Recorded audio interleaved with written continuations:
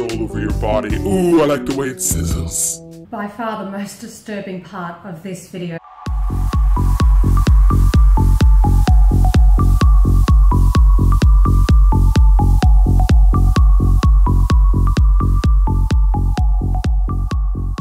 Hi guys, welcome back to the channel. Today's video is for Simon and Martina, who have over 1 million subscribers on their main channel and nearly 6 million views in the last 30 days. So it's fair to say that they have a huge influence here on YouTube. Absolutely. Now this is a couple originally from Canada. They used to live in Korea and they're now living in Japan, and their channel is built around the idea of traveling and trying different food, and they make pretty fun, entertaining videos about their life. And we can really relate to these guys because we're a couple and we've been doing a lot of travel over the last 8 years. We've lived in many different places. We're currently living in Asia and we are foodies. We would, organize our travel around where we wanted to eat. We used to do it as meat eaters, as vegetarians, and now as vegans. We've had a few requests to make a response video to their recent video where they eat Akita beef. Now our aim of making this video is to help Simon and Martina and everyone else watching to make the connection with who they're eating. Let's take a look. Today we are going for Akita Gyu. That is black cattle beef that's been raised in Akita. And guys, this isn't just any old beef. We're talking about grade A4, A5 beef. So straight away what we can see is that the animal, the victim, is not acknowledged here. It's just a piece of meat. Yeah, this is a form of reductionism where we reduce living beings to inanimate objects. And we see this reductionism here with the grading of the meat. We also find it disturbing how we have a glamorization of eating murdered animals going on here with the, funky music and the editing, and, the grading makes it out to be something luxurious and exclusive, doesn't it? Wagyu is kind of like Pokemon. There are many different kinds of Pokemon, right? There's like Pikachu and Jigglypuff and like Magikarp. Each of those types of Pokemon, they can evolve to the best versions of themselves. So again, we see this reductionism. We're not talking about cartoon characters here. We're talking about living, breathing, feeling, sentient beings, animals. I'm pretty excited about this. You know that I love beef. It's interesting here that Martina is biting her lip and like, oh, I love beef, as though she knows that there's something bad about that, but hey, I'm going to do it anyway because I love the taste of it. And by calling it beef, we are further distancing ourselves from who we're eating. It's not beef, it's a cow, and that cow is no different to the dogs and the cats and the horses that we love and adore, for example. And in actual fact, Simon and Martina have a dog and a cat who they love and adore, Spudgy and Memes. They are animal lovers, like most of us are. Most people either have an animal, a companion animal in their life, or they have some connection with animals. But we, as Lucas said, make this divide between the animals that we love in our homes and the other animals that we eat. This thing right here is a certificate of the specific cow that we're eating. This in the back, that is actually the nose stamp of the cow, and every cow's nose is unique, kind of like a fingerprint. I did not know that about cow noses. This cow right here's name is Aya. We could see that its mother's name is Hiro. We see 3 generations of the cow's family line. We know the entire history of the cow we are eating today, and I feel so thoroughly impressed. This certificate it's kind of twisted because when we started off this video, there was this huge disconnect with the animal that they were eating, and now there's this like intimate connection with who they're eating. The nose print, the name, the family lineage. It's a bit sick. I mean, it reminded us of like a serial killer or a psychopath, knowing intimate details of their victims. And to think that this is kind of glorified, like this is a good thing that we know her name, that we know who her parents were and all these details.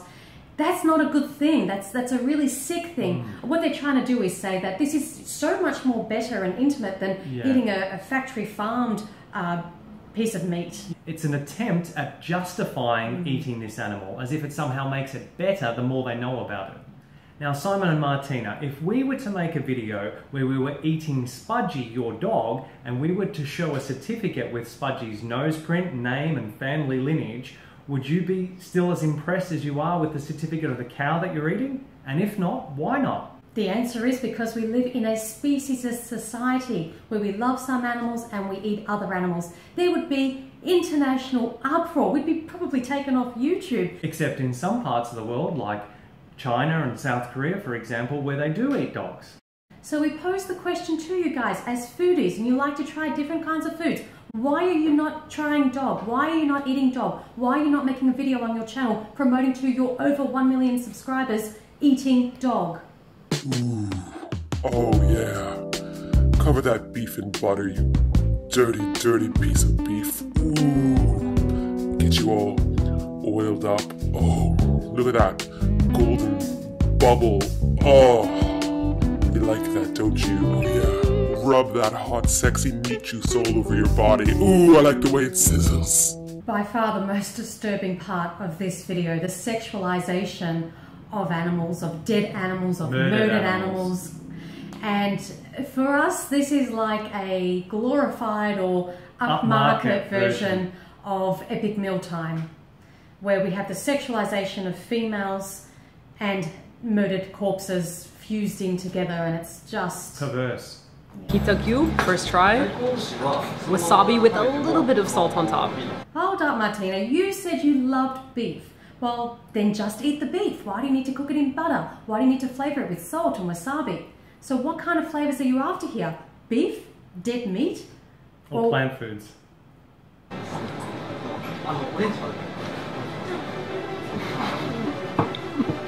Oh my god. Oh my god. I honestly thought nothing could be better than Kobe, and I'm actually watering up. Martina, the only time you should be watering up when eating an animal is whilst watching a video like Farm to Fridge or Earthlings showing how it's murdered.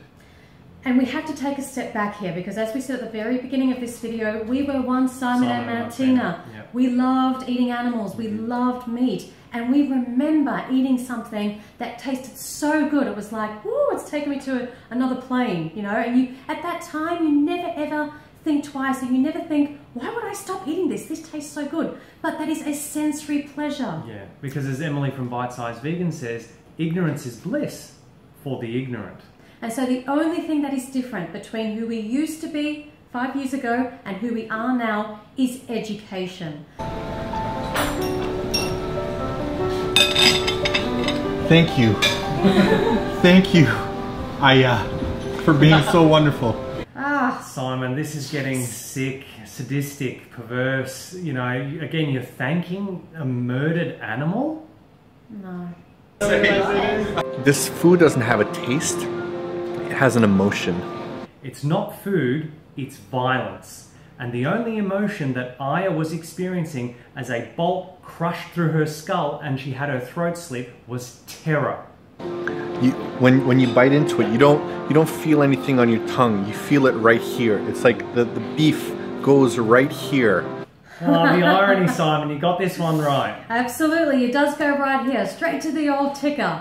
Saturated fat and cholesterol from animals is what causes our #1 killer on this planet, heart disease. It is responsible for the death of 17 million people every single year. That's 1/3 of all global deaths. The beef goes right here, and all you could feel is a mother's love. It's like each clip we watch just gets worse and worse, guys. I don't know what you're doing here. A mother's love, that butter that was smothering your steak, that is a result of a baby calf being torn away from the mother so that we can take the milk to turn it into cheese and to cream and to butter and all of those things. You're also eating, again, a dead animal, which was somebody's child, which is somebody's mother. It goes on and on. Again, to mock the suffering and the death and the tearing families apart. It just shows a total and utter lack of compassion and disrespect and apathy. And more than anything, it's a lack of education. Again, you know, all those words you just used, that was us. Again, 100%. you need to educate yourself. And just world peace. I love my mama. I love my mama. I love you, mama. So good. World peace? What is this, a beauty pageant? Oh my God. I mean, world peace and murder. It's an oxymoron, a complete and utter contradiction. 150 billion animals murdered every year for food alone. There ain't no world peace happening while that's going on. No, in fact, as Philip Wallen says, the roadmap to peace is written on a dinner menu, and it's vegan. And the flavor of beef, like I thought I knew beef, it's its own flavor. It's its own magic, clean, tasting, well-loved beef. There's nothing magical or clean about eating a decaying, dismembered body part of another being. I mean, that was murdered, brutally, not loved. No. Thank you, Aya, for letting us eat you, Aya. You were wonderful. Aya's like, I didn't have a choice. Like, it's okay, Aya. Shh, don't say a word, Aya. And That's not just funny. when you think you can't get any worse. It's just not funny. This has been a very difficult video to watch and to respond to. We kind of feel a little sick inside because it's really sadistic. Shh, Spudgy, don't say a word. Thank you for letting us eat you. You were wonderful. What's amazing about this beef also is that this restaurant here owns its own farm. These are their own cows that they're breeding specifically for this meal. Again, as Philip Wallen says, these people are in the business of putting lipstick on corpses, trying to make something exclusive and luxurious. You know, it's like designer fashion and designer jewelry and designer motor vehicles and what have you. Something of privilege and status. Oh wow, I'm eating a special cow that was raised on this special farm for this exclusive restaurant. It's a murdered animal at the end of the day. It doesn't matter where it comes from. Now on the restaurant's website, they do show their exclusive cattle barn. Wow, it's a barn, just like any other barn. And they show their cows. They look just like any other cow. What this restaurant and what this industry fails to show you is the reality of how these animals end up on your plate. You see where they're being raised, you see the final meat product, this food, but where they're not shown is the animal having its throat slit. They're not showing the blood splurting everywhere. They're not showing the animal resisting. It wants to live every bit as much as your dog does and your cat does and every other animal. This is the missing information, the missing link on that certificate. There's no such thing as humane slaughter. That's an oxymoron. You can't take someone's life away who wants to live and say that's humane. I'm a grown-ass man now. This is one of my favorite meals. Grown-ass men don't pay someone else to slit an animal's throat. That's what a bully does. Grown-ass men are compassionate towards animals, they protect them, and they eat plants. So Simon and Martina, here's the problem, guys. It's not just this video. The majority of your channel contains videos glorifying the consumption of animal products. And as you'll learn by watching these 3 documentaries, that by doing so, you are contributing to an industry that is responsible for 14 of the 15 leading causes of our death, that is responsible for the leading cause of environmental destruction on the planet that we all inhabit, and hence it's the business of everyone, what everyone else eats. And it's also responsible for 150 billion innocent animals being murdered needlessly every year worldwide for food alone. So you have to ask yourselves, what are you really promoting on your channel? And as YouTubers, we have a responsibility to promote an ethical message to our viewers. And the bigger our platform, the bigger that responsibility. Here's the great thing, guys. It's not like you have to completely destroy everything that you currently do on your channel and start fresh, and all you have to change is what you're eating. The product line. That's it. Now, let's look at happycow.net, a wonderful website and app. Type in Tokyo, Japan. You have 160 options for veg-friendly restaurants just in Tokyo. So there's plenty for you guys to explore. There are 624 listings for veg-friendly establishments in Japan. So you're not going to fall short of material. There's plenty of places and plenty of amazing food for you to explore and continue making your excellent videos. Easy done. Thanks for watching, guys. Help us make sure that Simon and Martina see this video by sharing it with them. We'll link their social media down below. Like, share and subscribe, and remember until next time that going vegan is not the most we can do. It's the least we can do. See you next video. Bye, guys. Half of the population is not vegan, so I don't think I'm a completely shitty person for not being vegan. Okay, you're not a shitty person, but you are making really poor choices. And the difference is you are aware. So Yes. the majority of people